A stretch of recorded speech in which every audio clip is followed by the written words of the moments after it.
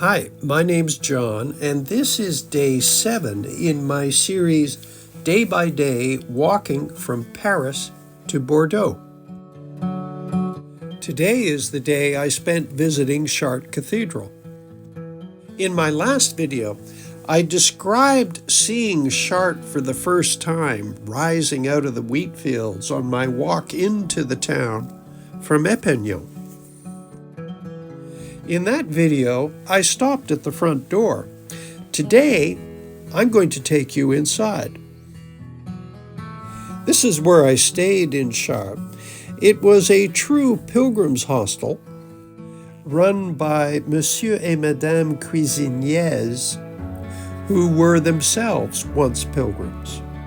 We had a wonderful dinner together discussing the history of the cathedral, and that night, I slept here under the eaves. The next morning, my host spent a little bit of time with me, pointing out parts of the cathedral that he so admired. I'm going to take you up to the west front, pan across the sculptures of the royal portal, and then take you inside.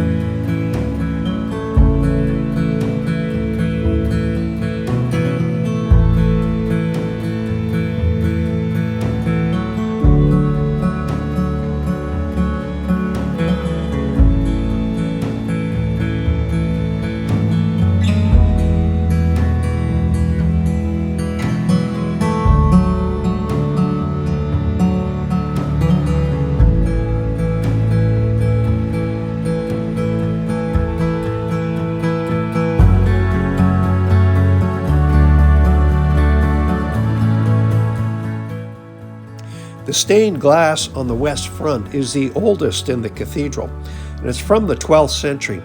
And just look at the incomparable blues. Most of the rest of the glass in the cathedral is from the 13th century.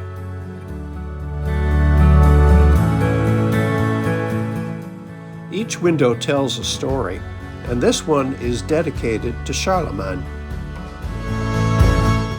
He's on the left in the yellow helmet, breaking the lance of the Moorish king.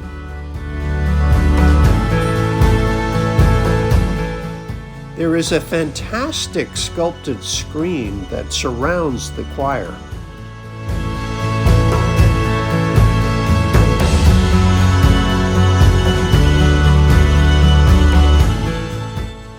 Everyone knows this story.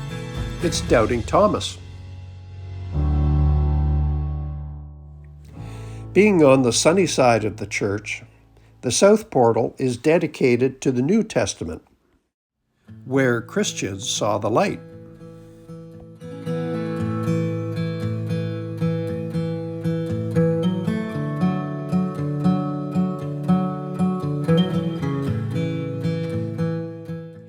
The north portal on the darker side of the cathedral is dedicated to the Old Testament, and it has some of the most beautiful sculptures. Take a look at the sculpture second on the right.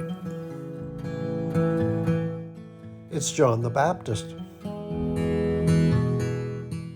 There are some 1,800 carved figures on this cathedral, and they tell some incredible stories. This is Job on a dung heap, suffering hideous skin diseases, while God prepares to save him from the devils. Here's another one. This is the Queen of Sheba flanked by 2 kings. Some people think it's actually the face of Eleanor of Aquitaine, who dumped her first husband, the King of France, and married his worst nightmare, Henry II of England.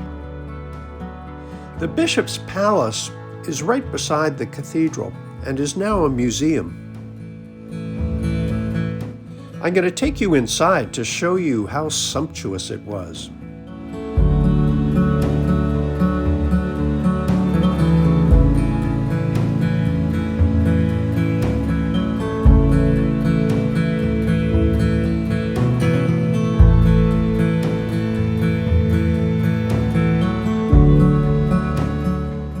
I'm circling back to the Bishop's Chapel, and this is very elegant 18th century French architecture, but boy, they have really lost something in comparison to the cathedral.